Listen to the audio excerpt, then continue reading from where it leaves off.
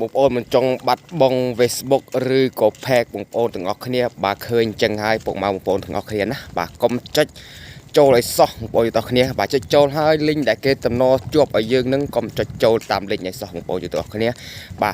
បាទជំរាបសួរជួបជាមួយខ្ញុំបាទប្រូហូពុកម៉ែបងប្អូនទាំងអស់គ្នាថ្ងៃនេះខ្ញុំមានចំណេះដឹងបន្តិចបន្តួចមកប្រាប់ពុកម៉ែបងប្អូនទាំងអស់គ្នាដែលពុកម៉ែបងប្អូនទាំងអស់គ្នាបាទឃើញសញ្ញាឧទាន Facebook មកអញ្ចេះបងប្អូនទាំងអស់គ្នាណាបាទពុកម៉ែបងប្អូនទាំងអស់គ្នាកុំចុចតាមតំណ link ដែលគេតែលាក់ឲ្យសោះបាទពុកម៉ែបងប្អូនទាំងគ្នាបើមិនចង់បាត់បង់ Facebook ឬក៏ page ពុកម៉ែបងប្អូនទាំងគ្នាកុំព្យាយាមចុចឲ្យសោះបងប្អូនទាំងគ្នាបាទចេញអីក៏ចេញទៅសូមពុកម៉ែបងប្អូនទាំងគ្នាបាទធ្វើតាវីដេអូបង្ហោះឲ្យពុកម៉ែបងប្អូនទាំងគ្នាបានទស្សនាមើលប៉ុណ្ណឹងបានហើយពុកម៉ែបងប្អូនទាំងណាបាទគេផ្ញើមកអីមកកុំបងប្អូនទាំងគ្នាកុំចុចឲ្យសោះពុកម៉ែបងប្អូនទាំងគ្នាបាទខ្ញុំសូមតែប្រាប់តែពុកម៉ែបងប្អូនទាំងគ្នាដែលគាត់ស្រឡាញ់រាប់អានខ្ញុំហើយកុំត្រូលខ្ញុំប៉ុណ្ណឹងឯងពុកម៉ែបងប្អូនទាំងគ្នាណាបាទ